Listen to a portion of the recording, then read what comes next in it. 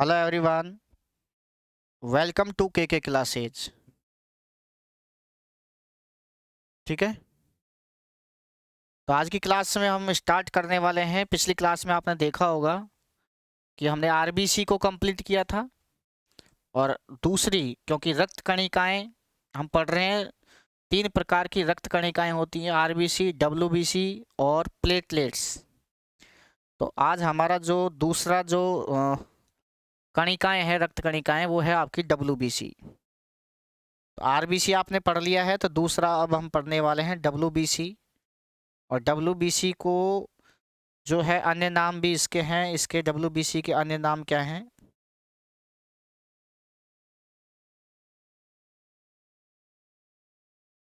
तो डब्ल्यूबीसी के जो हैं वो अन्य नाम,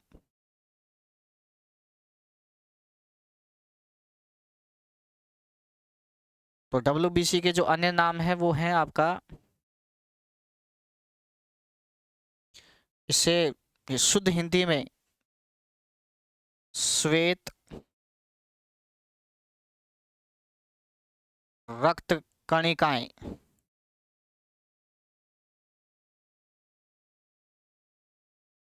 श्वेत रक्त कणिकाएं कह सकते हैं, या फिर श्वेताणु कह सकते हैं। श्वेताणु, जैसे उनको रक्ताणु कहा था आरबीसी को, तो इसे श्वेताणु कह सकते हैं, श्वेताणु।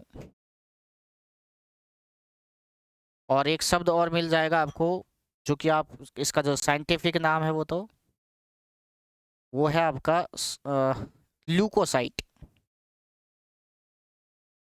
ल्यूकोसाइट, तो ये नाम जो है आपको याद होना चाहिए था, ल्यूकोसाइट। और आपको पता है कि मैंने आपको आरबीसी का जो नाम बताया था वो इरिथ्रोसाइट बताया था, इरिथ्रोसाइट। तो देखो, आरबीसी का नाम तो है इरिथ्रोसाइट, इरिथ्रोसाइट। और डब्ल्यूबीसी का नाम आपका क्या है? ल्यूकोसाइट। और जो प्लेटलेट्स हैं उनका नाम आएगा आपका थ्रोम्बोसाइट। तो रीजनिंग में आपने देखा होगा, ई जो है, ई वो 5वें नंबर पे आता है, एल जो है रीजनिंग में 12 नंबर पे आता है अल्फ़ाबेट में, और टी जो है आपका 20 नंबर पे आता है। तो शुरुआत में 5, 12, 20 मतलब बढ़ता हुआ है, ऐसे याद रख लेना। और हम पढ़ते भी पहले आरबीसी है, फिर डब्ल्यूबीसी है, फिर प्लेटलेट्स है, तो ऐसे आप याद रख सकते हैं। आरबीसी का तो क्या हो जाएगा? आरबीसी का मैंने बताया इरिथ्रोसाइट, ई वाला। डब्ल्यूबीसी का ये ल्यूकोसाइट हो गया, एल वाला। और जो प्लेटलेट्स हैं उनका टी वाला, थ्रोम्बोसाइट हो गया। और आरबीसी में जो है मैंने कहा था केंद्रक नहीं होता है, डब्ल्यूबीसी में होता है। और आपका प्लेटलेट्स जो हैं उसमें भी केंद्रक नहीं होता है भी। तो बीच वाले में ही, यानी डब्ल्यूबीसी में ही केंद्रक होता है। आरबीसी में भी नहीं होता, डब्ल्यूबीसी इसमें प्लेटलेट्स में भी नहीं होता भाई केंद्रक। हाँ, कुछ अपवाद जरूर है, जैसे ऊंट और लांबा और वो। ठीक है, तो वो चीज़ आप समझ में आ गया होगा। तो अब हम आगे की बात करते हैं, ध्यान से समझना भाई क्या है। डब्ल्यूबीसी की फुल फॉर्म भी मैं आपको लिखा देता हूँ। तो डब्ल्यूबीसी की अगर मैं फुल फॉर्म लिखाऊं तो वाइट, यानी इसकी जो फुल फॉर्म लिख सकते हैं आप, वाइट। बी का मतलब ब्लड, और सी का मतलब कार्पसल्स, यानी कि CARPUSCLES, कार्पसल्स। ठीक है भाई। Good evening Priyanka ji. ठीक है, अब देखो इधर, अब हम पढ़ने वाले हैं आरबीसी के, सॉरी, डब्ल्यूबीसी के बारे में। यहाँ महत्वपूर्ण पॉइंट आप देखते जाएंगे, पढ़ते जाएंगे। सबसे पहले तो आप इसमें लिखेंगे पहला पॉइंट क्या, इसमें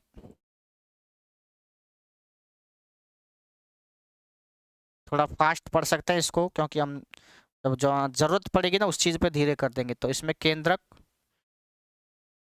उपस्थित होता है, यानी पाया जाता है भाई, प्रेजेंट होता है केंद्रक। ठीक है ना भाई, इसी में होता है, बाकी और दोनों में नहीं होता। ठीक है भाई। और अगर बात करें तो मैं बताऊं कि यहाँ पर जो इनकी संख्या, कि जब डब्ल्यूबीसी की संख्या सामान्य वयस्क व्यक्ति में कितनी होती है, तो कई जगह 4000 से 5000 बता देते हैं, कई जगह 5 से 6 9000 बता देते हैं, कई 6 से 10,000 बता देते हैं। तो मैं यहाँ पूरा विश्लेषण के साथ अगर बताएं तो यहाँ जो WBC की जो संख्या होती है मानव शरीर में, वो 6000 से लेकर 10,000 तक हो सकती है भाई। ठीक है ना, वही प्रति मिली MM³ प्रति घन मीटर ऐसे। ठीक है ना, प्रति घन MM मिलीमीटर। ठीक है, तो ये चीज़ आपके समझ में आ गई होगी। तो कई किताबों में अलग मिल जाता है, लेकिन ये डाटा आपका सही है भाई। ठीक है ना, अब मैं बताऊं आपको, ध्यान से समझना भी क्या है कि जो यहाँ पे आकृति की अगर बात करें तो WBC की जो आकृति है, मैंने आपको पढ़ाया भी था, चित्र में बताया भी था कि ये थोड़े से लंबे होते हैं, लंबे किस्म के, लंबे टाइप के होते हैं, और इनकी जो आकृति है वो थोड़ी सी अनियमित, फिक्स शेप नहीं होती, गोलाकार या लंबा कुछ भी नहीं, अनियमित तरीके से हो सकती है भाई। तो लंबे व अनियमित आकृति के होते हैं कौन? WBC।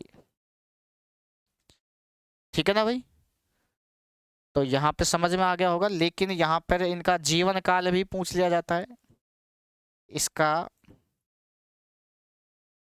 जीवन काल। तो इसके जीवन काल की अगर बात करें तो कई किताबों में तो देखो, मैंने पूरा डिटेल जब देखा तो कई बुकों में तो 2 से 5 दिन बताया गया है। ठीक है, कई बुकों में 4 से 7 दिन के बीच बताया है, लेकिन 7 दिन से ज़्यादा WBC जिंदा नहीं रह सकती, ये निचोड़ आया इस बात का। ठीक है ना भाई, तो आप इसको 4 दिन से लेकर के 7 दिन लिख सकते हैं कि इसका जो जीवन काल है वो, यानी कि ये तो 4 दिन या 7 दिन तक ही ये जीवित रह सकती है, बाकी ये फिर मर जाती है भाई। ठीक है ना भाई, और इसका जो जो मेन कार्य जो है किसका? WBC का। WBC का जो प्रमुख कार्य है वो क्या है?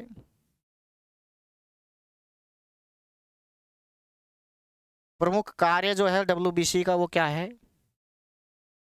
प्रतिरक्षा का निर्माण करना। ये वेरी वेरी इंपॉर्टेंट है। प्रतिरक्षा, प्रतिरक्षा का मतलब क्या होता है कि हमारे शरीर में कोई एलर्जी हो गई, कोई वायरस आ गया, कोई कीटाणु आ गया, कोई भी हानिकारक चीज़ हमारे शरीर में जैसे ही एंट्री होती है तो सबसे पहले उसकी मुलाकात WBC से होती है, WBC के साथ उसका युद्ध होता है, WBC उसको नष्ट कर देता है। यानी कि प्रतिरक्षा, प्रतिरक्षा को इंग्लिश में अगर कहें तो एंटीबॉडीज कह सकते हैं, एंटीबॉडीज। तो प्रतिरक्षा ने एंटीबॉडीज का, प्रतिरक्षा का क्या करता है? निर्माण करना होता है, इसका प्रमुख कार्य किसका? WBC का। तो WBC का प्रमुख कार्य क्या आया? प्रतिरक्षा यानी कि एंटीबॉडीज का निर्माण करना। कि जब भी हमारा, जैसे कि जब भी कोई एलर्जी होती है, मान लीजिए कोई संक्रमण आता है शरीर में, ठीक है ना भाई, एलर्जी, जैसे ही शरीर में संक्रमण जैसे ही हो गया, संक्रमण मान लीजिए, तो शरीर में संक्रमण होने से जो है कि डॉक्टर जो है CBC जांच लिख देता है। ठीक है ना, ठीक है, खून की जांच जिसे CBC कहते हैं। ठीक है, तो उसमें देखता है कि वहां पर जब WBC के जो काउंट्स आते हैं कि वो देख लेता है कि 6000 10,000 के बीच होता है, तो इसके बीच अगर है रेंज 4000 तक भी मान लीजिए तो ठीक है। लेकिन मान लीजिए कि जो WBC की संख्या है वो 10,000 है, आ रही है, 8,000 आ रही है, 12,000 आ रही है, तो ये फिर ये जो काउंट्स जो होते हैं ये थोड़े से ज़्यादा हो जाते हैं। तो इससे WBC की संख्या अगर वो बढ़ी हुई दिख जाती है तो उसको देख करके ये बता देता है डॉक्टर कि आपके शरीर में जो है इन्फेक्शन हो गया, मतलब संक्रमण हो गया। तो WBC की संख्या अगर रिपोर्ट में बढ़ रही है तो इसका मतलब सीधा सीधा है कि आपको जो है इन्फेक्शन हो गया, संक्रमण हो गया शरीर के अंदर। ठीक है भाई,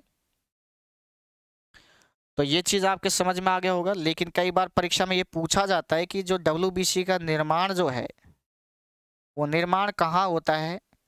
तो पिछली क्लास में मैंने RBC का निर्माण भी आपको बताया था, तो इनको थोड़ा रिलेट, क्योंकि कहीं आप RBC की जगह WBC का निर्माण ना लिख दो, इस बात का थोड़ा ध्यान रखना। तो RBC का निर्माण मैंने रेड बोन मैरो में यानी कि लाल अस्थि मज्जा में बताया था, और भ्रूण में यकृत और प्लीहा बताया था RBC का। लेकिन WBC की अगर बात करें तो WBC का जो निर्माण है वो 3 जगह होता है भाई। कितनी जगह? 3 जगह। जी हाँ बिल्कुल, जो WBC का निर्माण है वो 3 जगह होता है। पहला तो मैं लिख दूँ आपको, पीली लाल अस्थि मज्जा में तो RBC का होता है।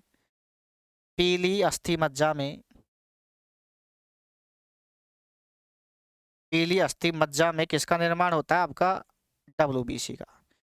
तो पीली अस्थि मज्जा और आपका प्लीहा, प्लीहा जिसे आप स्प्लीन भी कहते हैं, स्प्लीन। बार बार मैं इसलिए लिख देता हूँ आपको याद हो जाए, स्प्लीन या फिर तिल्ली भी जिसे कह देते हैं। तीनों एक ही के नाम है, तिल्ली, प्लीहा, स्प्लीन। ठीक है, ये आपके लेफ्ट हैंड साइड होती है थोड़ी सी। ठीक है, तीसरा जो जगह का जो जिस जगह से WBC का निर्माण होता है वो है आपका थाइमस ग्लैंड। जब हम ग्रंथियां पढ़ेंगे तो उसमें पढ़ेंगे इसको, थाइमस ग्रंथि को। तो थाइमस ग्रंथि, थाइमस ग्लैंड को हम पढ़ने वाले हैं। तो यानी कि यहाँ पर थाइमस ग्रंथि, पीली अस्थि मज्जा, प्लीहा, स्प्लीन, इन 3 जगह जो है WBC का निर्माण होता है।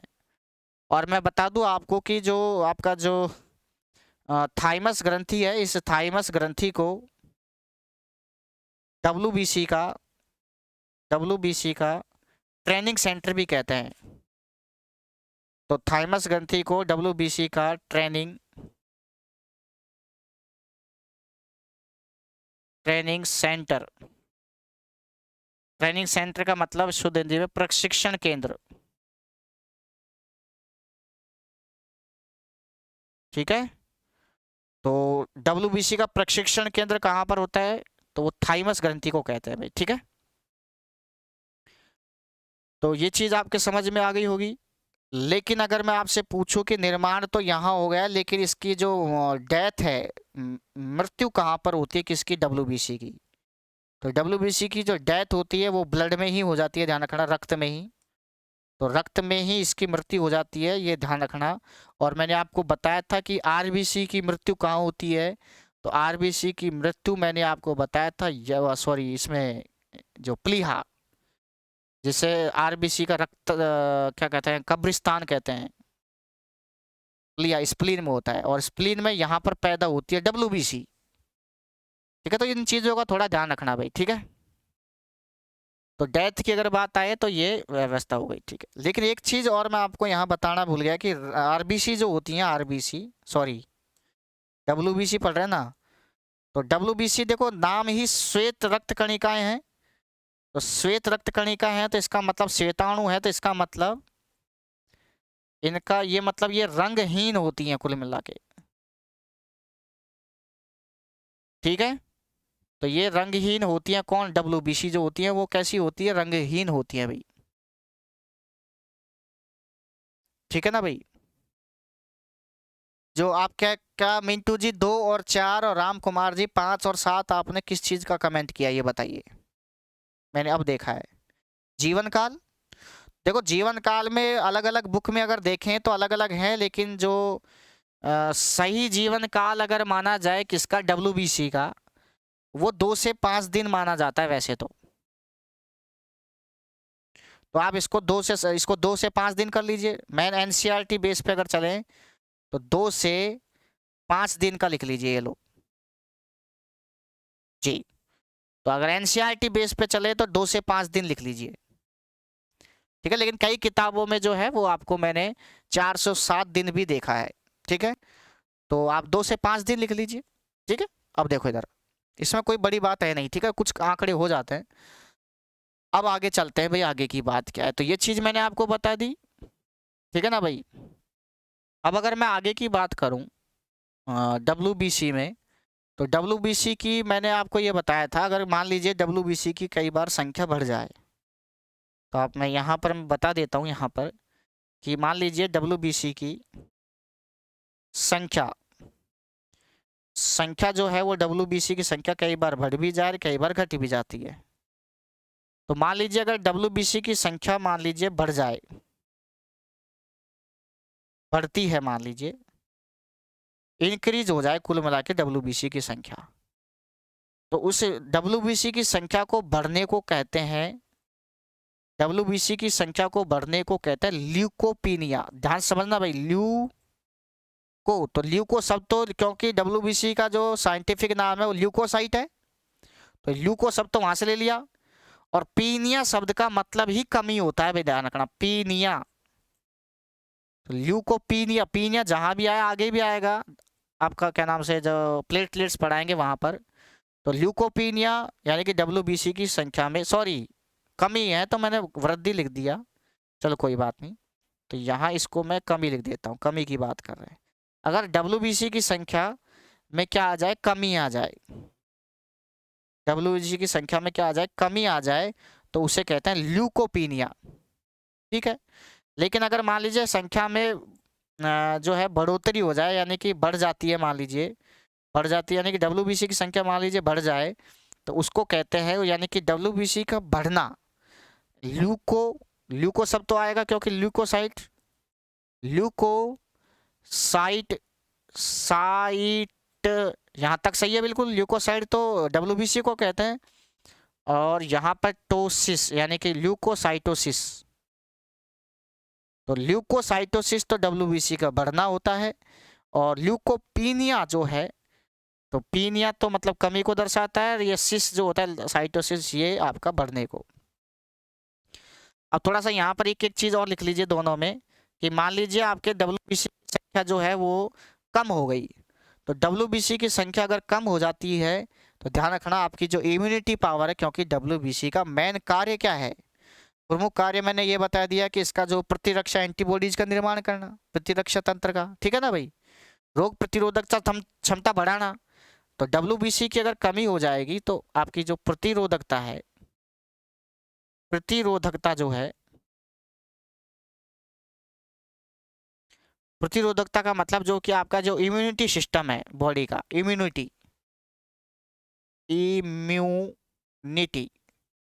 इम्यूनिटी जो है वो, रोग प्रतिरोधकता जो है वो क्या हो जाएगी, कम हो जाएगी, अगर WBC की संख्या कम हो जाएगी तो।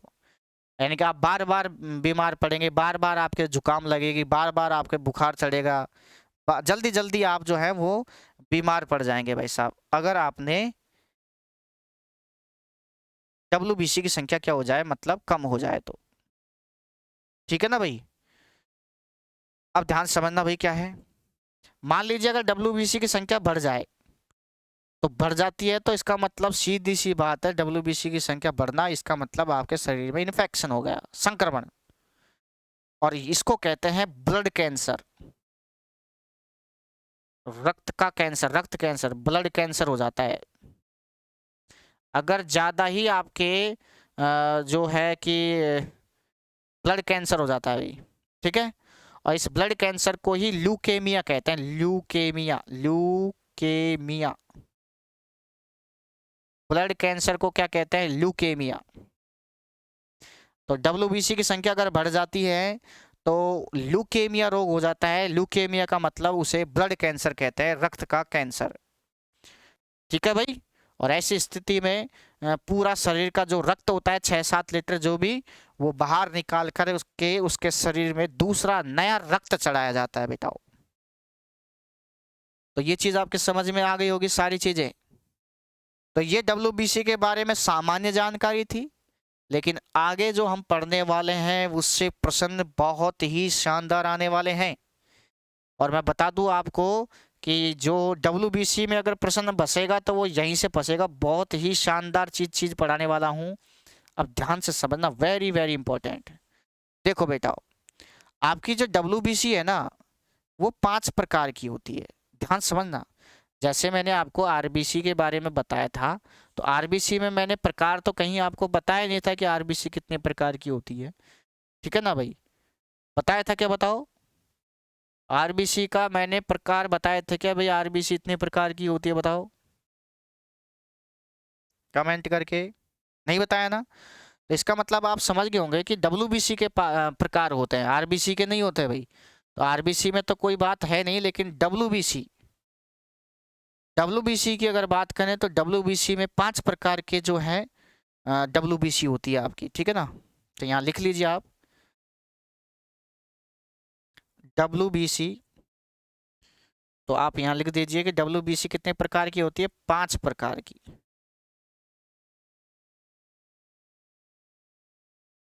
WBC जो है वो कितने प्रकार की होती है? 5 प्रकार की, ठीक है ना भाई। अब ध्यान से समझना भाई कौन कौन सी। WBC जो होती है वो आपकी 5 प्रकार की होती है, और उसको ढंग से समझ लीजिए। तो मैं यहाँ पूरा चार्ट बना देता हूँ, आप ढंग से समझना भाई, वेरी वेरी इंपॉर्टेंट।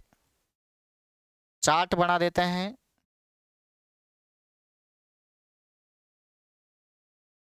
ठीक है। पहला जो WBC का प्रकार है वो है आपका क्या? बेसोफिल। आराम से समझना भाई।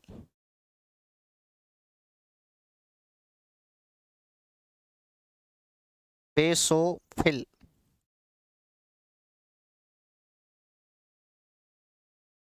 ठीक है, बेसोफिल हो गया। दूसरा जो WBC का आपका प्रकार है उसका जो नाम है वो उसका नाम है इओसिनोफिल।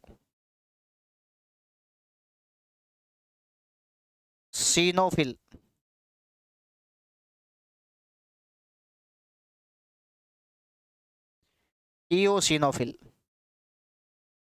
ठीक है ना भाई। और तीसरा जो WBC का प्रकार है, तीसरा,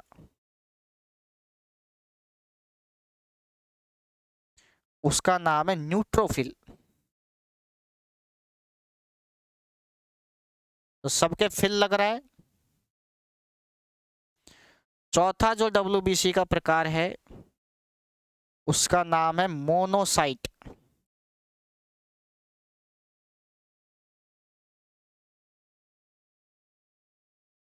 और अंतिम जो 5वें प्रकार की आपकी WBC है उसका नाम है, ये हो गया मोनोसाइट, इरोसाइट, लिम्फोसाइट। लिम्फोसाइट। तो इस प्रकार आपने देखा कि 5 प्रकार की आपकी WBC मैंने लिखा दी है। पहला तो basophil, eosinophil, neutrophil, monocyte, lymphocyte. तो दो तो हो गए साइट और 3 हो गए फिल। आराम समझना मत, 3 तो हो गए फिल और 2 हो गए साइट। साइट का मतलब साइट। जो ये फिल वाले हैं ना, फिल वाले, यानी कि ये यहां से यहां तक, यानी कि जो ये 3 हैं, कौन कौन से 3? ये जो 3 है, एक तो ये, एक ये, और एक ये। जो फिल वाले हैं 3, इन 3 को कहते हैं क्या? इनको कहते हैं कणिका में। क्योंकि WBC 2 प्रकार की होती है, वैसे तो 5 प्रकार के टाइप्स हैं, लेकिन इसमें भी आपको अगर मैं टाइप बांटू, इनको अगर मैं बांटू, तो पहली जो है वो आपकी कणिका में है, कणिका में।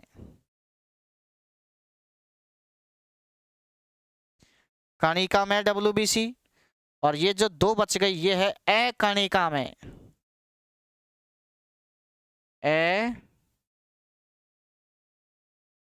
अकणिका में जो मोनोसाइट और जो लिम्फोसाइट हैं, ये दोनों अकणिका में प्रकार की WBC होती है भाई। ठीक है ना भाई। तो 2 प्रकार की WBC है वैसे तो, कणिका में, अकणिका में। कणिका में की बात करें तो बेसोफिल, इओसिनोफिल और न्यूट्रोफिल 3 हो गई। और अकणिका में 2 हो गई, मोनोसाइट और लिम्फोसाइट।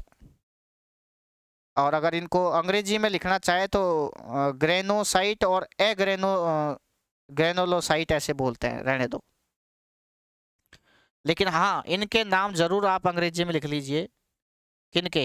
ये जो ये बेसोफिल वगैरह है इनके। तो बेसोफिल को आप लिख सकते हैं बेसोफिल। ठीक है ना, बेसोफिल हो गया। ईओ ईओ इओसिनोफिल।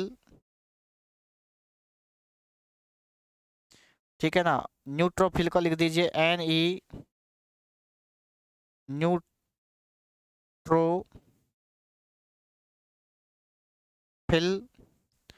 मोनोसाइट को अगर आप लिखें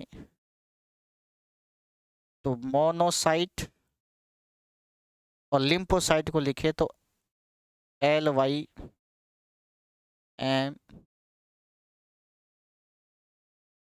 लिम्फोसाइट।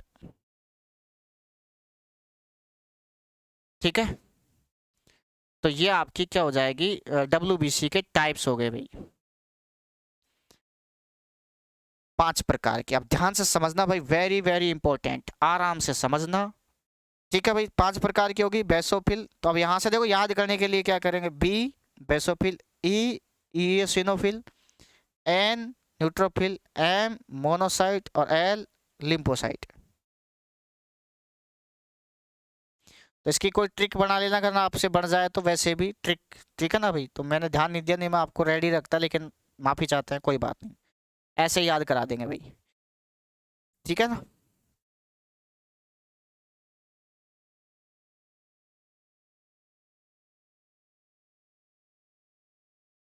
देखो भाई, ऐसे तो मैं इनको, देखो इसको ऐसे बेईमान लव, प्यार जो होता है वो बेईमान होता है, तो बी से तो बेसोफिल, ई से इयोसिनोफिल, और मा से मोनोसाइट, न से न्यूट्रोफिल, और एल से आपका लिम्फोसाइट हो गया बस। तो हो गया, ये ट्रिक बन गई, ये लो बेईमान लो। ठीक है, तो ये 5 प्रकार के आपके WBC होगी, लेकिन उनसे कोई मतलब नहीं है, वो प्रश्न ये नहीं पूछेगा कि नाम लिखो इनका। ठीक है ना। अब ध्यान से समझना, एक एक पॉइंट आप लिखिए, ढंग से समझिए भाई, कि बेसोफिल के बारे में आप क्या लिखेंगे। तो देखो समझे समझिए, एक एक चीज पॉइंट लिख रही है भाई, क्या है कि मैं आपसे ये कहूं कि सबसे ज्यादा कौन सी पाई जाती है हमारे शरीर में। तो सर्वाधिक जो WBC 5 प्रकार की हो गई, तो सबसे ज्यादा जो हमारे शरीर में पाई जाती है वो न्यूट्रोफिल पाई जाती है। और कई बार परीक्षा में पूछा जाता है कि निम्न में से कौन सी WBC हमारे सर्वाधिक मात्रा में पाई जाती है, ये 4 दे देते हैं इनमें नाम, तो आप छोड़ के आ जाते हो, क्योंकि नाम ही देख लो कितने खतरनाक है। तो सबसे ज़्यादा जो WBC पाई जाती है वो न्यूट्रोफिल पाई जाती है, और लगभग ये जो है कई किताबों में 65% दे देते हैं, कई जगह 75% दे देते हैं, तो वो थोड़ा सा। लेकिन आप तो ये नहीं पूछा कितना परसेंट, आपसे सिर्फ यही पूछेगा सबसे ज़्यादा कौन सी है। तो ये आप 75% लिख लीजिए, कि न्यूट्रोफिल की जो प्रतिशतता है वो 75% है, परसेंट से कोई मतलब नहीं रखता। आप तो सिर्फ ये याद रखिए कि ये जो है हमारे शरीर में सर्वाधिक मात्रा में पाई जाती है।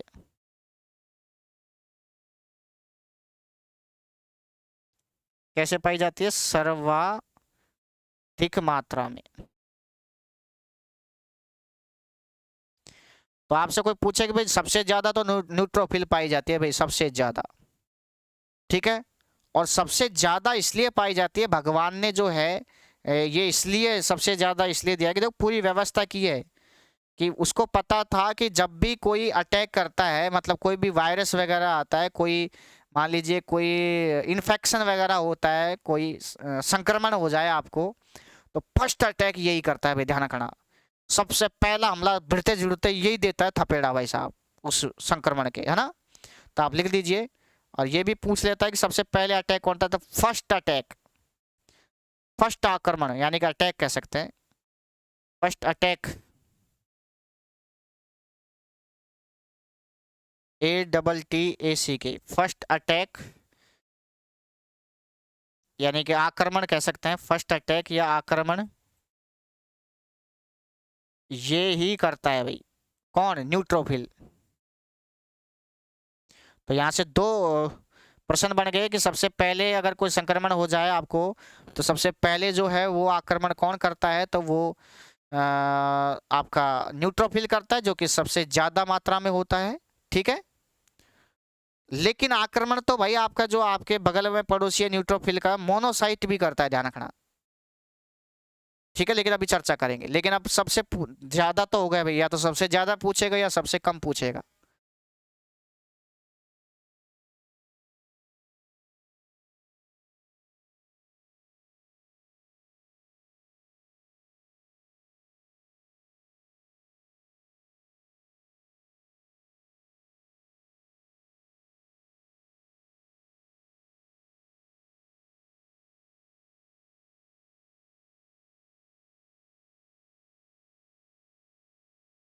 ठीक है ना भाई। तो ये चीज़ आपके समझ में आ गया होगा। तो सबसे कम की अगर बात करें तो बेसोफिल जो है वो सबसे कम मात्रा में, और इसकी जो मात्रा है वो लगभग 1% मानी जाती है। तो ये जो है, ये 1% के लिए क्या करेंगे, सर्वाधिक मात्रा में तो न्यूट्रोफिल हो गया, जो बेसोफिल है वो सबसे कम मात्रा में पाई जाती है। सबसे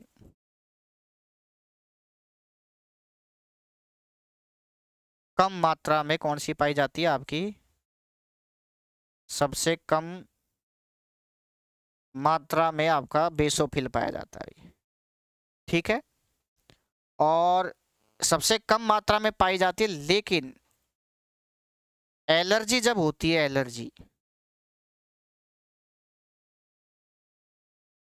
एलर्जी जब होती है, ठीक है ना, संक्रमण जब होता है, तो एलर्जी के समय, एलर्जी के समय इनकी संख्या यानी कि बेसोफिल की जो संख्या जो सबसे कम होती है, इनकी संख्या बढ़ जाती है भाई। तो एलर्जी के समय इनकी संख्या बढ़ जाती है बेसोफिल की, वैसे ये सबसे कम होते हैं भाई। ठीक है ना भाई। तो थोड़ा सा अगर पीछे रह गए हो तो आप देख लीजिए, सबसे पहले न्यूट्रोफिल के बारे में बताया था मैंने, सर्वाधिक मात्रा में तो यही पाई जाती है और अटैक भी यही करती है। ठीक है। लेकिन बेसोफिल जो है वो सबसे कम मात्रा में पाई जाती है, 1%, और एलर्जी के समय ये इनकी जो है संख्या बढ़ जाती है। ठीक है। और इन बेसोफिल को, वेरी वेरी इंपॉर्टेंट, बेसोफिल को, बेसोफिल को मास्ट सेल भी कहते हैं। मास्ट सेल, कौन सी सेल, मास्ट सेल। ठीक है बेटाओ। तो मास्ट सेल बेसोफिल को कहते हैं, मास्ट कोशिका।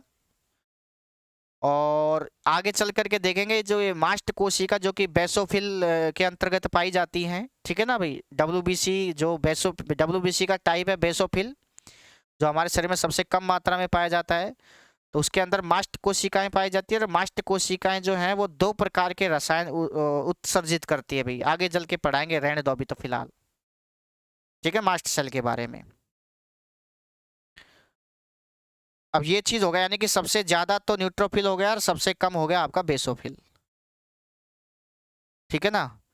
अब ध्यान से समझना भाई, अगर आपसे बात करूं कि देखो ये तो संख्या में तो ये हो गया कि सबसे ज्यादा न्यूट्रोफिल और सबसे कम बेसोफिल, लेकिन परीक्षा में आकार के बारे में भी पूछा जाता है। तो आकार की अगर बात करें तो ध्यान से समझना। देखो इनका और परसेंटेज लिखे तो देखो ये 1% हो गया, और ये आपका जो इयोसिनोफिल जो है ये लगभग 3% मात्रा में पाया जाता बताया। मोनोसाइट की जो मात्रा है वो लगभग 3% ही बताई। ठीक है ना।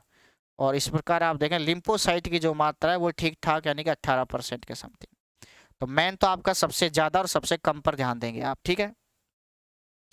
अब मैं पूछूं आपसे कि भाई साहब आकार में सबसे बड़ी कौन सी, सबसे ज्यादा साइज मोटी कौन थी, डब्ल्यूबीसी में सबसे मोटी कौन।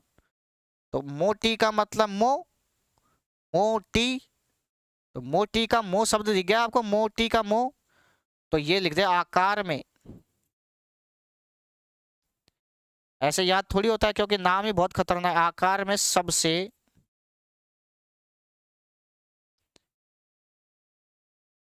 मोटी कह सकते हैं, मोटी ऐसे याद कर लो भाई हम तो, मोटी से मोनोसाइट। ठीक है। तो मोनोसाइट सबसे मोटी होती है भाई, लेकिन आकार में सबसे छोटी कौन सी होती है, मोटी तो मोनोसाइट हो गया। ठीक है। तो सबसे छोटी, तो सबसे छोटी ये होती है आपकी कौन सी, लिम्फोसाइट। तो आप लिख सकते हैं आकार में, आकार में सबसे छोटी,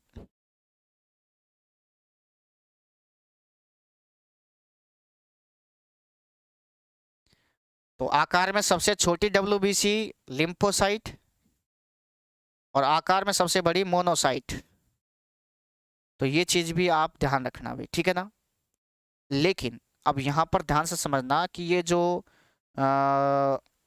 यहाँ पर इन सब का मैंने कार्य बताया, लेकिन लिम्फोसाइट में और देखेंगे आप कि लिम्फोसाइट में क्या याद रखेंगे कि आकार में तो सबसे छोटी होती है लेकिन होती खोटी है भाई। छोटी है लेकिन होती क्या है ये? खोटी। छोटी होती है जो क्या होती है? खोटी होती है। क्यों होती है खोटी? अब ध्यान ध्यान से समझना कि ये जो है लिम्फोसाइट जो है ये एंटीबॉडीज, ये एंटीबॉडीज किसकी बात कर रहा हूं मैं बात कर रहा हूं लिम्फोसाइट की। तो लिम्फोसाइट जो है वो आकार में सबसे छोटी होती है, तो ये एंटीबॉडीज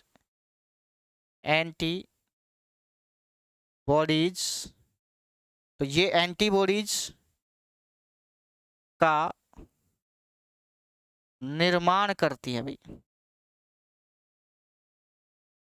एंटीबॉडीज का क्या करती है? ठीक है, निर्माण करती हैं। और ध्यान से समझना भाई, एंटीबॉडीज का निर्माण तो आपकी ये जो है लिम्फोसाइट करती है, लेकिन बाकी की जो आपकी बच गई कितनी, 4 प्रकार की भाई। लिम्फोसाइट का काम क्या है?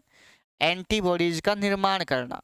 एंटीबॉडीज का मतलब आपको समझ में जो है आ गया होगा कि एंटीबॉडीज का मतलब जो रोगाणुओं को नष्ट करने के लिए, ठीक है ना भाई। आगे जाकर के आप ब्लड में जब ब्लड ग्रुप पढ़ेंगे तो वहां एंटीबॉडीज और एंटीजन पढ़ेंगे भाई। एंटीजन और एंटीबॉडी जब पढ़ेंगे वहां पर, तो वहां पर ये जो है वो एंटीबॉडी जो है वो उसको कहते हैं जो शरीर का रक्षा करे, रक्षा करने के लिए। क्योंकि एंटीबॉडीज, तो एंटीबॉडी का मतलब जो बॉडीगार्ड हो, तो बॉडीगार्ड का काम करते हैं ये। तो लिम्फोसाइट जो है एंटीबॉडीज यानी कि प्रतिरक्षा की जो है प्रतिरक्षा का निर्माण करता है कुल मिला के, ठीक है। लेकिन जिसका काम तो हो गया प्रतिरक्षा तंत्र का निर्माण करना, प्रतिरक्षा करना। एंटीबॉडीज का मतलब प्रतिरक्षा, यहां लिख दीजिए एंटीबॉडीज का मतलब प्रतिरक्षा, ठीक है। लेकिन बाकी की जो 4 आपकी WBC होगी, बाकी की जो 4 है, बाकी की 4 कौन कौन सी? बेसोफिल है आपका, इओसिनोफिल है आपका, न्यूट्रोफिल है आपका, और मोनोसाइट है। तो बाकी की जो ये बेईमान है, बाकी की 4 जो है कौन सी? बेईमान। गाना भी सुना होगा आपने, ये बेईमान, सैफ अली खान का। मुझे आता नहीं है, मैं तो आपका एंटरटेन करता रहता हूँ बस। ये दिल बड़ा बेईमान, ठीक है। वो वो गाना सुनागा, तुझे तो मेरी लत लग गई, तुझे तो मेरी लत लग गई, जमाना कहे, ठीक है। जैकलिन फर्नांडिस उसमें गाती है। तो बेईमान का मतलब बेईमान है जो भी है, ठीक है। ये 4 हो गए, ये बेईमान निकले। और ये जो है इनका काम जो है इन चारों का, बाकी की चारों का बेईमान का, वो है जीवाणुओं को नष्ट करना, जीवाणु को नष्ट करता है भैया। तो प्रतिरक्षा तंत्र तो इंक्रीज करता है लिम्फोसाइट, बाकी के 4 जो है इनका काम है मार धाड़ करना, धराम धराम काट फाट। इनके पास AK-47, ठीक है। तो ये जो है ये सैनिक हैं 4, और ये जो है प्रतिरक्षा तंत्र का मतलब ये लिम्फोसाइट है जो हेड है इनका, ऐसे मान सकते हैं, ठीक है ना भाई। ठीक है भाई। तो जीवाणुओं को क्या करते हैं? नष्ट करते हैं, बैक्टीरिया को कुल मिला के। किसको? बैक्टीरिया को।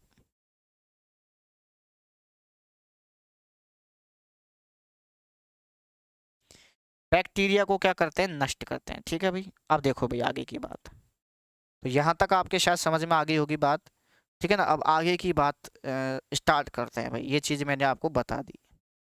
अब देखो सबके बारे में मैंने थोड़ा थोड़ा बता दिया है, चारों के बारे में, लेकिन एक बेचारा चिल्ला रहा है भाई हमारे बारे में बता दो। उसका नाम है दूसरे नंबर का इओसिनोफिल। तो ये जो है इओसिनोफिल जो है ये एक विशेष परिस्थिति में अपना जो है हथियार बाहर निकालते हैं। इओसिनोफिल एक विशेष परिस्थिति में काम आते हैं। जो परजीवी जानते हो, परजीवी, पैरासाइट कहते हैं इनको, पैरासाइट। तो ये अभी पढ़ाएंगे आपको, जीवाणु, बैक्टीरिया, वायरस, परजीवी, सारी चीज़ पढ़ाएंगे।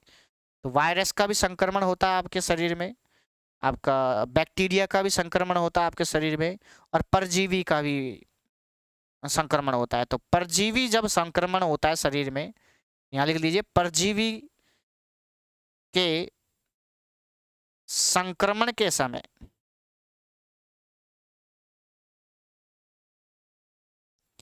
परजीवी के संक्रमण के समय इनकी संख्या, किसकी, इयोसिनोफिल, इनकी संख्या बढ़ जाती है भाई साहब। और बढ़ जाती है तो इसका मतलब ये परजीवी को नष्ट करने के काम आती है, क्योंकि डब्ल्यूबीसी का काम पूरे अगर पांचों का काम है तो ये अपने शरीर की रक्षा करना है। तो हमारे शरीर में ये 5 बॉडीगार्ड हैं जो हमारे शरीर को रोगों से बचाते हैं। नहीं तो आए दिन, आज मेरा पेट दुख रहा है, आज मेरे दस्त लग रहे हैं, आज मेरे जुकाम हो रही है, वो इनकी बदौलत ही बच रहे हो आप। ये 5 सैनिक ढंग से याद करो। बेईमान लव, कैसे याद रखेंगे, बेईमान लव।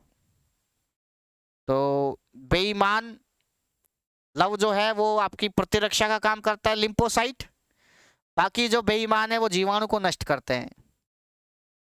ठीक है, तो ये चीज मैंने आपको बता दिया। अब ध्यान से समझना, 1-2 पॉइंट और रह गए हैं इसमें, उनको भी पढ़िए भाई। वो क्या है कि मोनोसाइट, मोनोसाइट की कई बार जो है, जो कि आकार में सबसे मोटी होती है, इनकी संख्या, इनकी संख्या अगर बढ़ जाए, मान लीजिए इनकी संख्या बढ़ने से, यानी कि मोनोसाइट की संख्या अगर बढ़ जाए तो बढ़ने से एक रोग हो जाता है, उसका नाम है ल्यूकीमिया, ल्यूकेमिया। और इस ल्यूकीमिया को ही कहते हैं ब्लड कैंसर, जिसका जिक्र मैं कर चुका हूं कि डब्ल्यूबीसी की संख्या बढ़ जाती है तो ल्यूकेमिया कह दो। लेकिन अगर डब्ल्यूबीसी, पीछे लिखाया था मैंने कि डब्ल्यूबीसी की संख्या अगर बढ़ जाती है, देखो ये रहा, ये रहा, डब्ल्यूबीसी की संख्या बढ़ जाए तो ब्लड कैंसर हो जाता है। तो डब्ल्यूबीसी में भी पूछे कि भाई कौन सी डब्ल्यूबीसी, तो आपका आंसर रहेगा मोनोसाइट। नहीं, कौन सा बताया मैंने, मोनोसाइट ही बताया, बिल्कुल सही है। किसकी बात करेंगे, मोनोसाइट की। तो मोनोसाइट में मैंने लिखा है, ठीक है। तो सेंटर लिख दिया मैंने, कैंसर लिखना है भाई, कैंसर। तो ब्लड कैंसर हो जाता है, ठीक है ना, जब मोनोसाइट की जो है संख्या बढ़ जाती है। तो ये चीज भी आपके समझ में आ गई होगी, ठीक है ना भाई। अब मैं अगर आगे की बात करूं तो ध्यान से समझना कि यहाँ पर मैंने लिखा, यहाँ पर कि जो एलर्जी को जो कंट्रोल करता है, तो पहला नंबर का जो है वो एलर्जी के समय संख्या बढ़ जाती है।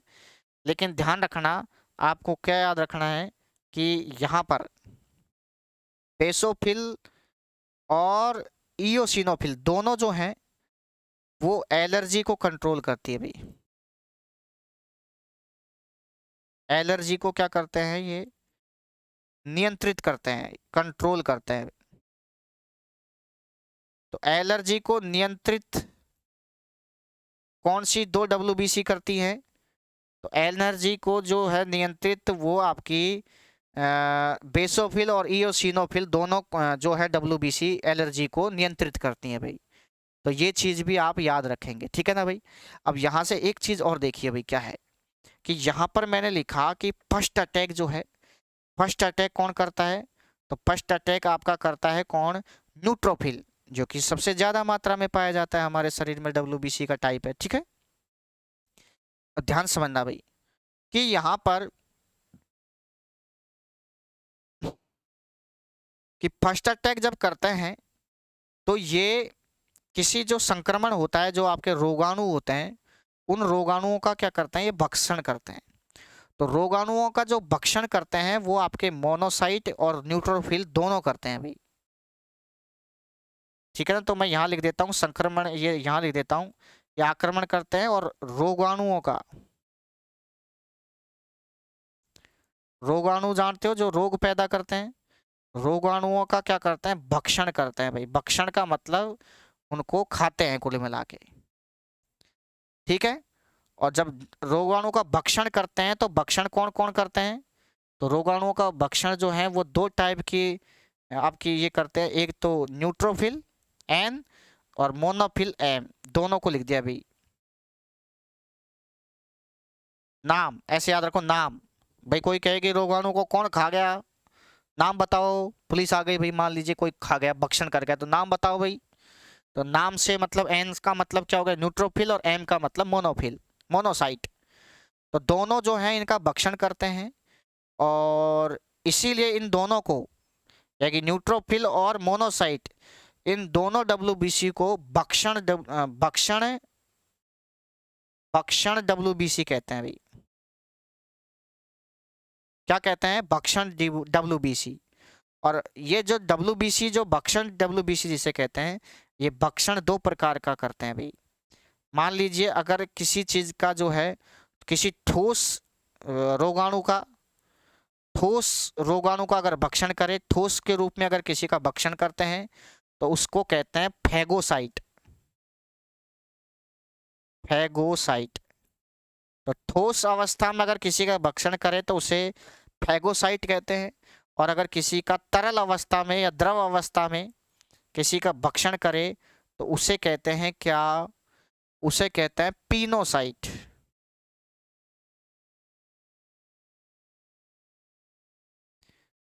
तो क्योंकि तरल चीज तो पीने के काम आती है, तो पीनोसाइट ऐसे याद रख लेंगे भाई, ठीक है ना भाई। तो अब मैं आगे की अगर चर्चा करूं तो ये चीज मैंने खूब बता दिया आपको, ठीक है बिल्कुल। ये जो आज का जो ये पेज है बहुत ही खतरनाक, इसको, ठीक है ना भाई। अब ध्यान से समझना भाई कि जो ये जो ये मैंने आपको बता दिया, ठीक है भाई।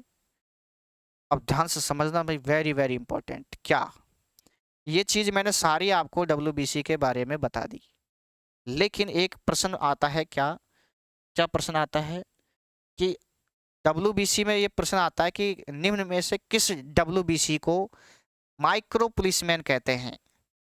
माइक्रो पुलिसमैन, तो यानी कि जो सर्वाधिक मात्रा में होती है उन्हें कहते हैं माइक्रो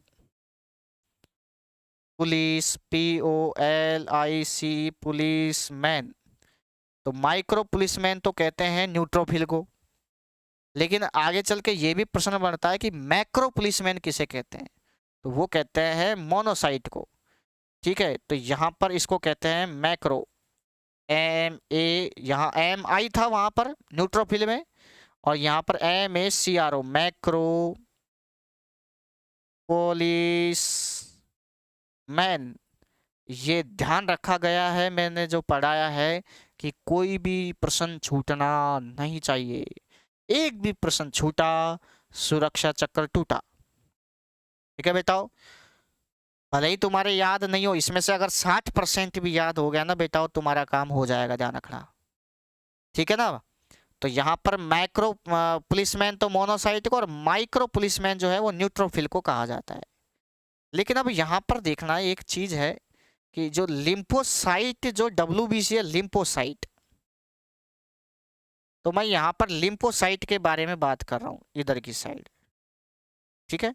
तो मैं यहाँ लिख देता हूँ कौन सी, जिसकी किसके बारे में बात कर रहा है, लिम्फोसाइट। लिम्फोसाइट वही जो रोगाणु, सॉरी, जो कि एंटीबॉडीज का क्या करता है, निर्माण करता है। लिम्फोसाइट डब्ल्यूबीसी का अंतिम प्रकार, ठीक है। तो लिम्फोसाइट के बारे में क्या रह गया मामला कि लिम्फोसाइट जो है वो दो प्रकार की, यानी कि सबसे पहले तो ये याद रखना कि जो लिम्फोसाइट है, इस लिम्फोसाइट का जो जीवन काल होता है, लिम्फोसाइट जो कि 18 पर आकार में सबसे छोटी होती है, और मैंने कहा ये छोटी ही सबसे क्या होती है, खोटी, छोटी होती है, जो कि सबसे क्या होती है, खोटी। देखो ये लिखा रखा है मैंने, छोटी है जो सबसे क्या है, खोटी है।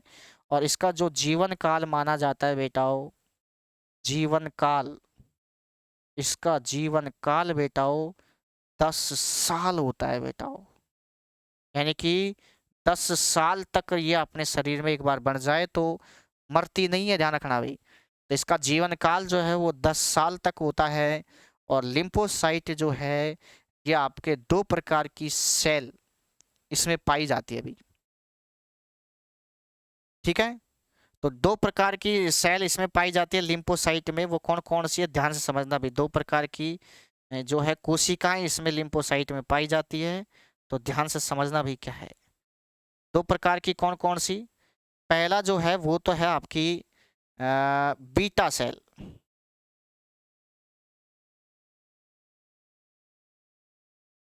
Beta cell. और दूसरे प्रकार की जो कोशिका इसमें पाई जाती है वो है टी सेल। तो बीटा सेल और टी सेल दो प्रकार की कोशिकाएं। और बीटा सेल जो कोशिका जो है बीटा सेल, ठीक है। तो बीटा सेल जो है ये जो कोशिका जो है ये काम करती है, वो जो इसका जो मेन काम है ना, अरे भाई लिम्फोसाइट का मेन काम क्या है, आकार में छोटी होती है और ये एंटीबॉडीज का निर्माण करती है। तो जो एंटीबॉडीज का जो निर्माण करती है वो ये करती है बीटा सेल। तो यहाँ लिख दीजिए ये कि ये एंटीबॉडीज का क्या करती है, ये निर्माण करती है भाई, कौन सी, बीटा सेल। और इन बीटा सेल को एक नया नाम दिया गया है, जिसे बीटा सेल को ही कहते हैं प्लाज्मा सेल। तो ये ध्यान रखना कि बीटा सेल को ही क्या कहते हैं, plasma plasma cell. Beta cell को ही क्या कहते हैं, प्लाज्मा सेल कहते हैं। अब देखो मास्ट सेल किसे कहते हैं, बेसोफिल को। और बीटा सेल किसे कहते हैं, बीटा सेल को क्या कहते हैं, प्लाज्मा सेल। तो आपके समझ में आ गया, मास्ट कहाँ आएगा, बेसोफिल में। और ये रहा मास्ट सेल, ये रहा।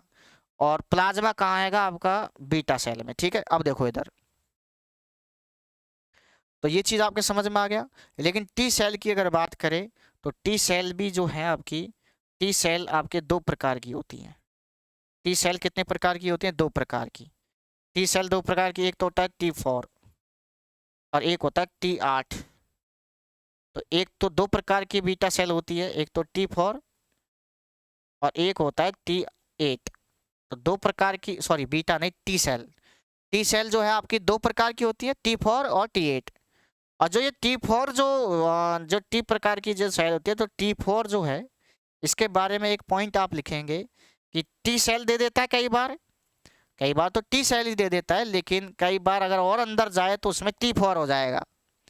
तो एड्स कभी किसी व्यक्ति के हो जाए, तो एड्स होता कैसा है ये हम जब रोग पढ़ेंगे तब बताएंगे, विभिन्न विभिन्न कारणों से हो जाता है। तो एड्स का आज तक इलाज नहीं आया, ध्यान रखना। तुम कोरोना को लेकर के डर रहे हो, तो लेकिन एड्स एक ऐसा था कि जो भी कोई गलत कार्य करता था वही झेलता था इस बीमारी को, कम से कम। कोरोना तो बेचारे निर्दोष लोग भी इसको, जो मामला है, ठीक है। तो एड्स होने पर ये सेल जो होती है, ये सेल जो है, ये सेल कम हो जाती है भाई। क्या हो जाती है, कम हो जाती है। तो ये परीक्षा में कौन सी सेल पूछे तो टी सेल बता दो, टी में भी पूछे कौन सी तो T4, टी में भी पूछे तो कौन सी, T4, ठीक है। आप ढंग से लिख लीजिए इसको, T4 को, नहीं दिख रहा हो तो ढंग से।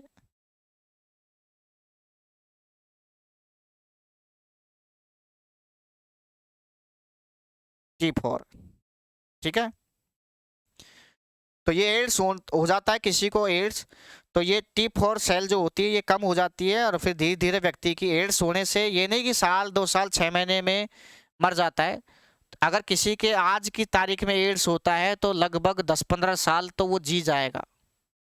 हाँ, आपको पता, अगर 9 साल बाद अगर लगे कि भाई एड्स हुए 9 साल हो गए, तो फिर 1 साल ही जिएगा। लेकिन अगर मान लीजिए आपको आज एड्स हुआ है, आज ही आपने जांच कराई एड्स की, तो और वहाँ आप पॉजिटिव पाए जाते हैं, तो इसका मतलब आप 9-10 साल आप जी सकते हैं। और एड्स जो है आप उसके साथ खाना खाइए, उसके साथ मिलिए, तो उससे नहीं फैलता, ध्यान रखना, ठीक है ना भाई। तो एड्स की जो जांच होती है वो भी हम आपको बताएंगे। एक किट होती है, जैसे प्रेगनेंसी की किट होती है, प्रेगनेंसी चेक करने की, प्रेगा न्यूज, उसी प्रकार की होती है। तो प्रेगा न्यूज में अगर 2 लाइन आ जाएं, 2 लाइन आ जाए तो खुशी की लहर दौड़ जाती है महिलाओं के कि आई एम प्रेग्नेंट। अपने पति से जाकर कहती है कि आज मैं प्रेग्नेंट हो गई हूं। लेकिन एकमात्र ये जांच ऐसी है बेटा जिसमें 2 लाइन आ जाती है तो खुशी होती है कि प्रेग्नेंट हो गई, तो खुशी होती है। हाँ, लेकिन कोई अगर लड़की कंवारी है और उसके 2 लाइन आ जाए तो चिंता का विषय बढ़ जाता है फिर। ठीक है, तो इसके बारे में भी आपको बताएंगे हम कि कैसे प्रेगनेंसी को टेस्ट कैसे करते हैं, कौन कौन से तरीके हैं। तो एकमात्र जांच ऐसी है, ये ऐसी जिसमें जो लाइन वाली आती है ना ये जांच, तो कई प्रकार की। तो एक लैब वाले ने बताया था मेरे को कि ये जांच प्रेगनेंसी की होती है, उसमें डबल लाइन आती है तो खुशी होती है। लेकिन और जांच में अगर डबल लाइन आ जाए तो उल्टे दिन चालू हो जाते हैं और उसमें एड्स भी शामिल है। तो एड्स में अगर 2 लाइन आ जाए तो समझ लो पॉजिटिव, और पॉजिटिव है तो फिर उसकी ये जांच की जाती है कि एड्स जो है वो किस स्तर का है, यानी कि एड्स हुए इसको कितने साल हो गए। फिर उस हिसाब से डॉक्टर जो है वो देख करके बताता है कि भाई साहब ये इतने दिन का मेहमान है, क्योंकि एड्स का अभी तक मार्केट में पूरे विश्व में कोई इलाज आया ही नहीं है बेटा। हाँ, ये है कि जबरदस्ती से कुछ दवाइयों से उसको कुछ दिन तक जिंदा रख सकते हैं। और इसी कारण देखो इसका लिम्फोसाइट का जीवन काल 10 साल है। तो आपको समझ में आ गया होगा सारी चीजें। तो इस प्रकार बेटाओ मैंने आपको ये WBC पढ़ाया, और ये लगभग सारी चीज मैंने एक ही बोर्ड पे एक साथ कराने की कोशिश की, और शायद आपके ये चीज समझ में भी आ गई होंगी। ठीक है ना बेटाओ। और बीटा सेल के बारे में और मैं बता दूं आपको कि बीटा सेल जो है वो आपके देखो यहाँ पर एंटीबॉडीज का निर्माण करती है, और इसे प्लाज्मा सेल भी कहते हैं, ये ध्यान रखना भाई। लेकिन बेसोफिल को मास्ट सेल कहते हैं। और मास्ट सेल में आप यहां ध्यान रखेंगे क्या, अगले पेज में ही ले लेते हैं।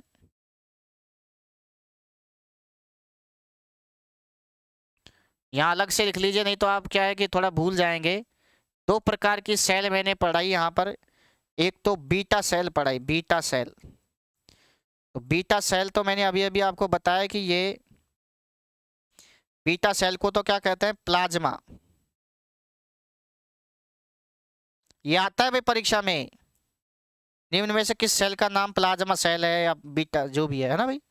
और जो आपकी क्या कहते हैं, बेसोफिल, बेसोफिल जो WBC है इसको कहते हैं मास्ट सेल, या मास्ट सेल से मिलकर के बड़ी होती है, ऐसे कह सकते हैं। ठीक है ना।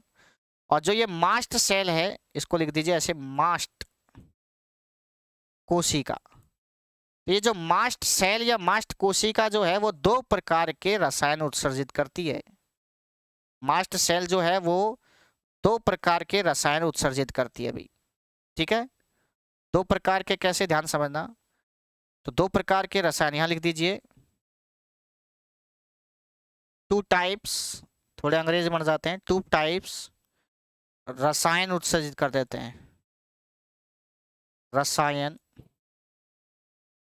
उत्सर्जित करती है। तो 2 प्रकार के रसायन उत्सर्जित करती है आपकी मास्ट सेल, जो कि बेसोफिल WBC में पाई जाती है। कौन कौन से, तो एक का नाम है आपका स्टामिन रसायन, स्टामिन, एक का नाम है स्टामिन, और एक का नाम है सीरोटोनिन। एक तो हिस्टामिन है और एक सीरोटोनिन है। स्टामिन जब स्त्रावित होता है इस बेसोफिल की जो मास्ट कोशिका, अगर स्टामिन अगर उत्सर्जित हो जाता है तो इसका जो जो स्टामिन का जो मेन कार्य कुल मिला के, बेसोफिल जो WBC है जिसमें मास्ट कोशिकाएं होती है, ये 2 प्रकार के रसायन उत्सर्जित करती है, इनका दोनों का कुछ कार्य होता है। और वो कार्य क्या होता है, जो स्टामिन का जो कार्य है वो आपको मैं बताऊंगा कि रुधिर वाहिनी अभी पढ़ाई नहीं है। अरे जिसमें रुधिर बहता है उसे रुधिर वाहिनी कहते हैं भाई। तो रुधिर वाहिनी तो रुधिर वाहिनियों को ये क्या करते हैं,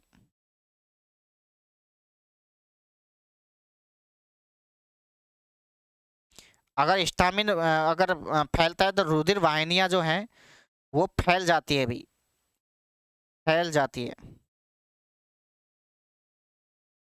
रुधिर वाहिनियां, ऐसे करो, रुधिर वाहिनियां फैल जाती हैं। ठीक है ना भाई। कैसे, मान लीजिए किसी की नॉर्मल साइज है रुधिर वाहिनी ये वाली, अब ये वाली रुधिर वाहिनी है तो वो फैल जाएगी, मतलब ऐसे और ऐसे, और उसमें ऐसे ब्लड बह जाएगा ऐसे, तो रुधिर वाहिनियों की साइज जो है वो फैल जाएगी, थोड़ी चौड़ी हो जाएगी कुल मिला के, अगर हिस्टामिन की मात्रा स्रावित होती है तो। ठीक है ना भाई। और इसका जो कार्य है सीरोटोनिन का, इसका उल्टा कार्य है। ये क्या करता है, इसमें क्या है कि रुधिर वाहिनी जो है, रुधिर वाहिनी जो है वो सिकुड़ जाती है भाई,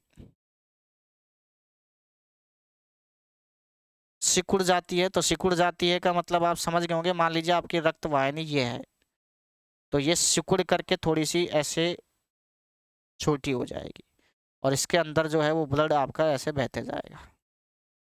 ठीक है ना भाई। तो ये चीज़ आपके समझ में आ गई होगी, रुधिर वाहिनी जो है वो सिकुड़ जाएगी और फैल जाएगी इन दोनों के कारण।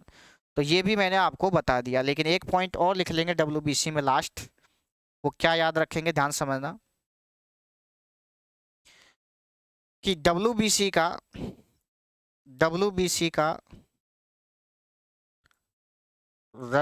का रुधिर वाहिनियों से, डब्ल्यूबीसी का रुधिर वाहिनियों से बाहर आना क्या कहलाता है, वो कहलाता है डायपेडेसिस।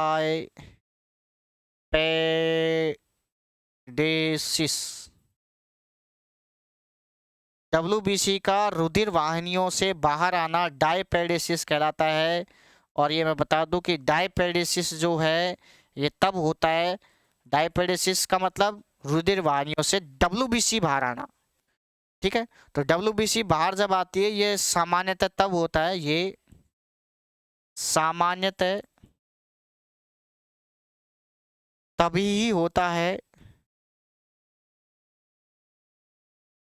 तभी ही होता है जब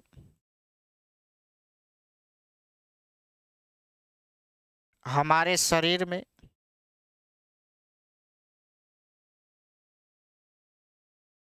संक्रमण हो,